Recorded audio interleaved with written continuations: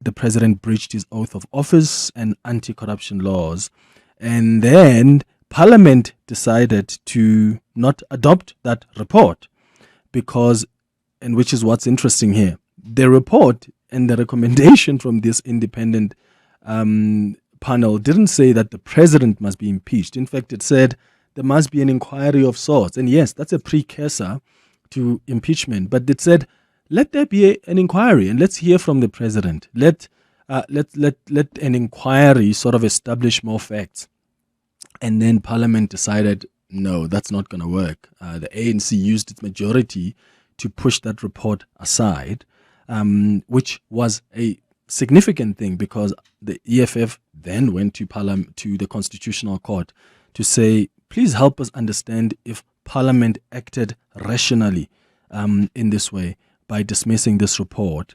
And it's an important approach to go to the Constitutional Court because you remember what happened with the Nkandla judgment. The Concord found that Parliament failed to hold the executive accountable, referring to the matter of the Public Protector's report on Nkandla against the former president Jacob Zuma, because the ANC, once again, even in that case, used its majority to put that aside and not even fully and appropriately consider it. So I want to bring in now Vuyo Zungula, who is the parliamentary leader for the ATM, joining us on the line. I'm hoping we can bring in the EFF as well at some point. Vuyo, thank you for making time. Good morning.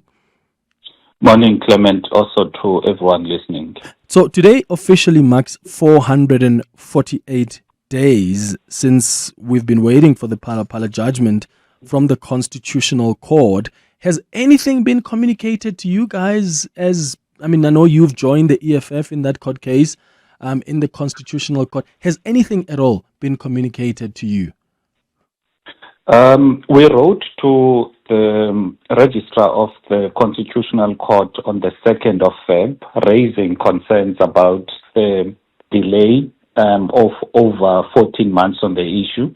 We got a response that says the inquiry on the delivery of the outstanding judgment in the above matter is acknowledged.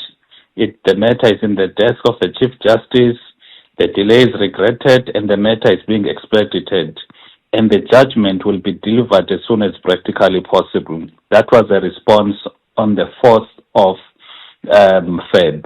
Now, for us, the most worrying part is when they are just saying the judgment will be delivered as soon as it is practically possible. That could be any time. There's no definite time that is afforded to say this is when it will be delivered. And the critical thing here is that we are dealing with a case, as you are saying, that there is precedence because the Constitutional Court has dealt with matters of Parliament failing in its oversight responsibility. So it was not a new complex matter that has not been ventilated when it comes to the Constitutional Court. And it is dealing with the matter of a sitting state president who, according to the recommendations of the independent panel, that there's serious misconduct and serious violations to the Constitution. Therefore, it should not be taking so long to adjudicate on a matter pertaining to a head of state, a first citizen who's expected to be a person who is exemplary in terms of his conduct, especially when it comes to state affairs. So what is at the core of what you guys are asking for here in Parliament? Because my understanding here is that when you look at the other various institutions, they have completely cleared the president. Whether you look at the Public Protector's report, you look at the South African Reserve Bank report, you look at what SARS had to say, what the Hawk said, what the NPA said when they decided there are not going to be any prosecutions. And yet, for some reason, nobody seems to say that what happened at Phala Phala makes sense. I think anyone who's rational can tell you that what transpired there is just weird. You don't have some random foreigner coming into the country with cash that they didn't even declare, heads straight to a farm owned by the president, just dumps money there and says, oh, but it's for cows, and never comes to get them years later. What are you hoping Parliament says here? And what do you think are the consequences of that? Because we've been talking with the listeners over the last hour and I thought there are likely two scenarios here. One, maybe the delays are so bad at the Constitutional Court, and if that is the case, they probably need to communicate that, because there are consequences to delayed justice. Or two, the other likelihood, which I'm less believing, is that maybe they realize that this judgment is going to have some really serious political consequences. But then again, I preface that by saying the Concord shouldn't concern itself with the timing or political consequences of its decision. So what do you think is really at stake here? And what are you hoping for? What do you think could be the consequences of this judgment? What we're really hoping for is a constitutional court as the final arbiters in a constitutional democracy, that when Parliament fails, when the executive fails, it's up to the constitutional court to rescue the country. That is what citizens are expecting, because the institutions we've mentioned, your NPAs, your Reserve Bank, your public protectors, like you've stated, they've had weird reports or views on what transpired and things that do not make sense.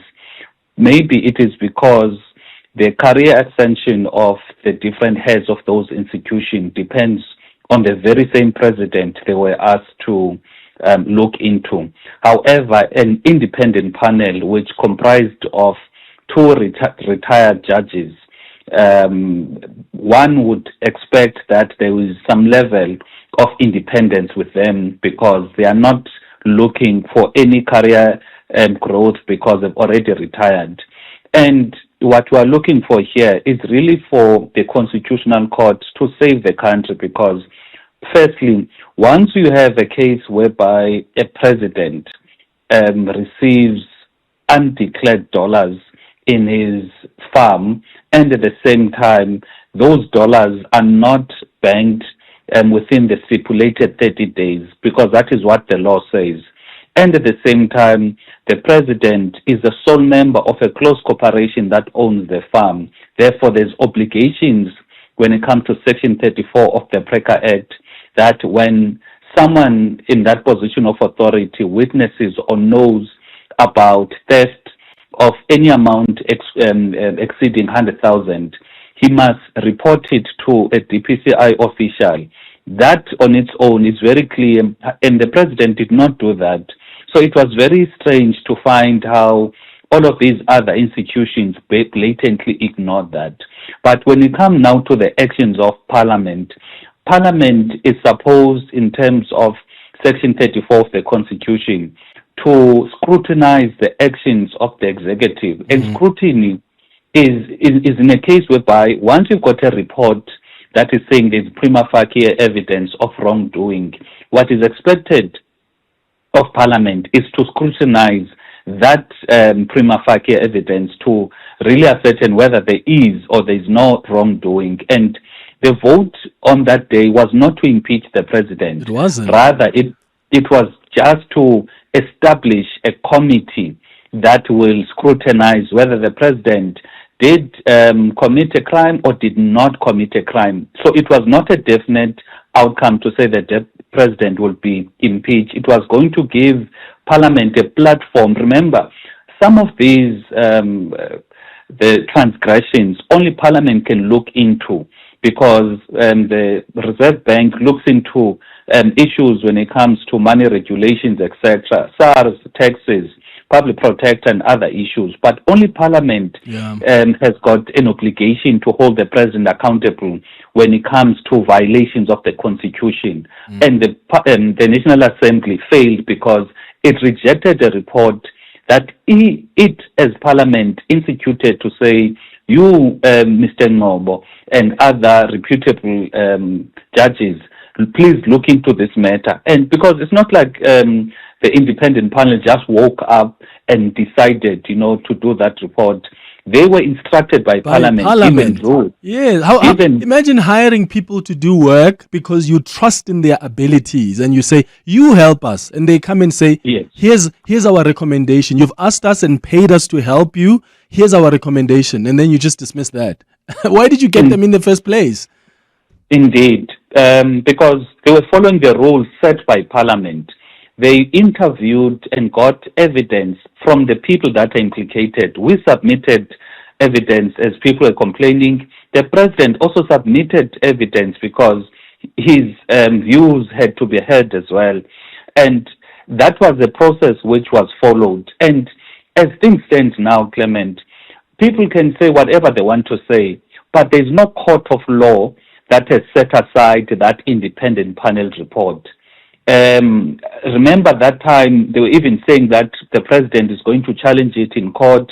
And after the vote happened in December, he did not proceed with that challenging of the report because it was just a political process, to frustrate Parliament or to manipulate how the ANC in Parliament votes. But as things stand now, there is no court that has looked into that report. Remember, they're saying it was flawed. It was only an opinion of the ANC to say it was flawed. It has not been set aside. It is morally binding, at least to the ANC or to the president. Just lastly, and I'm running out of time here. One of the things that interested me when I was following the arguments from the lawyers was that the court had asked the lawyers, some questions about the panel using prima facie evidence and sufficient evidence simultaneously. And I remember there was another justice that pointed out that the panel was actually constrained. I mean, the rules say the panel must conclude that there is sufficient evidence to show that the president committed a serious misconduct or a serious violation of the laws. But then it restricts the panel considerably because the panel then only receives information from members if, it may not conduct an oral hearing. So it's limited to the written record of information before it, which I thought was so fascinating. Do you think, that was a technical way of arguing there, sufficient consensus versus prima facie evidence? What is enough really to have even an impeachment inquiry? What was before the independent panel was what we regard as the complainants, as evidence that was brought to our attention about this, and also the evidence that Mr. Ramaphosa as president did also submit to the independent panel to clear his name because he participated, he gave them his side of the story. Now, what the lawyers were arguing, I think it was for the ANC and the president at the time, they were just using semantics in the sense that prima facie evidence and sufficient evidence, but based on what was before the panel as limited to what the rules state because they were guided by the rules of Parliament. Remember, the rules came as a result that during the times of President Zuma,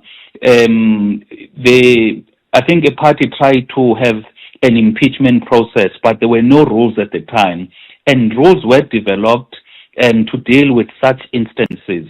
And when rules were followed by the independent panel, it is only then that they started now having legal gymnastics whereby they're trying to use semantics to avoid the real question here, whether it is sufficient or prima facie evidence does exist for inquiry that will fully look into the matter to, was going to be instituted. So that is what transpired. Yeah. Vuyo, I really appreciate your time. Vuyo Zungula, ATM Parliamentary leader. It's 27 after 10. Hanging out with Clement on 702. Let's walk the talk.